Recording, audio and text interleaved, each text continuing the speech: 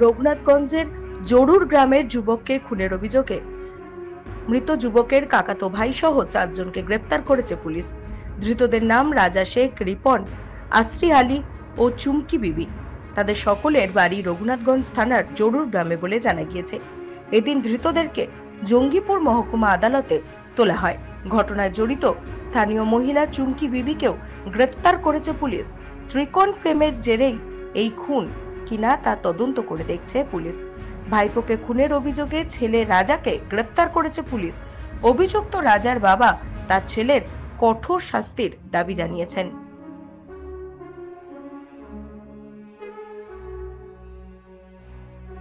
শুনেছি। আমি তো ছিলাম না, আমি ধরেন কিছু জানি না। আমি যে শনিবার রাতে ঘটেছে এটা, আর আমি শুক্রবার রাতে কলকাতা গেছিলাম ডাক্তারখানা। আপনার ছেলেকে তো অ্যারেস্ট করা হয়েছে? হ্যাঁ, করা হয়েছে। কী কারণে? ছেলেকে কেন অ্যারেস্ট করেছে সেটা তো আমি জানি না। পরে লোকের মুখে যেটা শুনছি, এবং শুনছি নাকি আপনার এই মোবাইলে লোকেশন থেকে পুলিশে অ্যারেস্ট করেছে আমার ভাতিজাকে মারার জন্য। আপনার ভাতিজাকে খুন করা হয়েছে, সেই কারণে আপনার ছেলেকে অ্যারেস্ট করা হয়েছে। হ্যাঁ, যদি সে সত্যি খুন করে থাকে তা আপনি কি চান? শাস্তি। ছেলে শাস্তি চান? সাজা।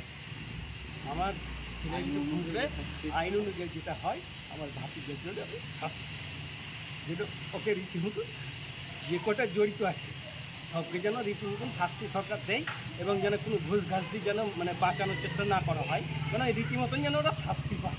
আমি রীতিমতন শাস্তি। আপনার ছেলে তো? আমার ছেলে নয়, ও মারা গেছে একসঙ্গে। আমার দুটো ছেলে মারা গেছে। সেদিন কায়েম ভাতিজা মারা গেছে, আর পরের দিন রাজা মারা গেছে। সেও আপনার ছেলের মতোই? সেই ছেলের মতো, ছেলের থেকেও বাড়িয়া, ছেলের থেকেও ভালো। আমি আমি আমি জানবো কি আমার দুটাই মারা গেছে। আমি অনুমান কি করছেন কি কারণে মার্ডার করা হলো? আপনার ভাইপোকে ছেলে মারলো কেন?